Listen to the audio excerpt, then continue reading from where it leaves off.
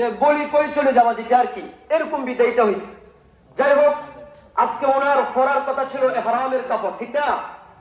তো এহরামের কাপড়ের মতোই তো এহরামের কাপড়, আলহামদুলিল্লাহ ওনার গায়ে যে কাপড়টা, এটা এহরামের কাপড়। সকলে আলহামদুলিল্লাহ বলি।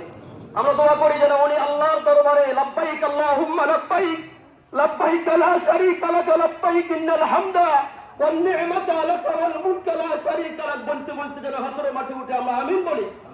হাদিসের মধ্যে আছে, ইবনে আব্বাস রাদিয়াল্লাহু তাআলা আনহু বলেন যে কোন মানুষ যদি নেক কাজের নিয়ত করে আর যদি এর আগেই দুনিয়া থেকে চলে যায়, আল্লাহ ওই নেক কাজের আমলের প্রতিদান তাকে দিয়ে দেন। সুবহানাল্লাহ বলেন। বাশার ভাই, আমি মনে করি খালেস নিয়তে হজের ইরাদা করেছে, ইচ্ছা করেছে, আল্লাহ বাশার ভাইকে যেন হজ্জে মাবরুর নসিব করে, যেন জান্নাত নসিব করে, আমিন বলি। সম্মানিত উপস্থিতি, সময় শেষ।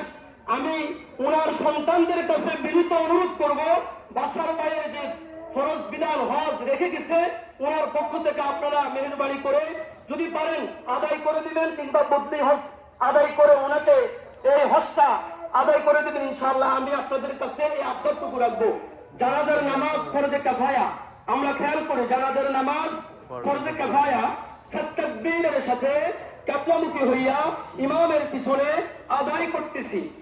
জানাজার নামাজ ফরজে কিফায়া, নিয়ত করে ফেলেন, জানাজার নামাজ ফরজে কিফায়া, তাকবীরের সাথে কিবলামুখী হইয়া ইমামের পিছনে আদায় করতেছি। মাইয়াতের জন্য দোয়া করতেছি। আল্লাহু আকবার। প্রথম তাকবীরের পরে সানা সুবহানাকাল্লাহুম্মা ওয়া বিহামদিকা ওয়া তাবারাকা ইসমুকা ওয়া তাআলা জাদ্দুকা ওয়া জাল্লা তাদাউকা ওয়া লা ইলাহা গায়রুক। দ্বিতীয় তাকবীরের পরে দুরূদ শরীফ, দুরূদ ইব্রাহিম, যেটা আমরা নামাজে পড়ি। তৃতীয় তাকবীরের পরে আল্লাহুম্মা ইগফির লিহাইয়িনা ওয়া মাইয়িতিনা, এই দোয়া। চতুর্থ তাকবীরের পরে সালাম ফিরানো হবে। সালাম ফিরানোর পরে জানাজা বের হওয়ার আগে আমরা কেউ বের হব না। জানাজার খাটিয়ার পিছনে পিছনে আমরা হাঁটবো। ওনার ছেলে মিজানুর রহমান বাবার জানাজা পড়াবে। আমরা ইনশাআল্লাহ আল্লাহর দিকে মোতাবজ্জ হই, আমরা জানাজার জন্য নিয়ত করে ফেলি ইনশাআল্লাহ। সামনের সপ্তাহ দ্বিতীয় সপ্তাহ একটা বাঁকা মনে হচ্ছে আমার কাছে। কাতারটা সোজা করি, ডানে বামে তাকিয়ে কাতার সোজা করি।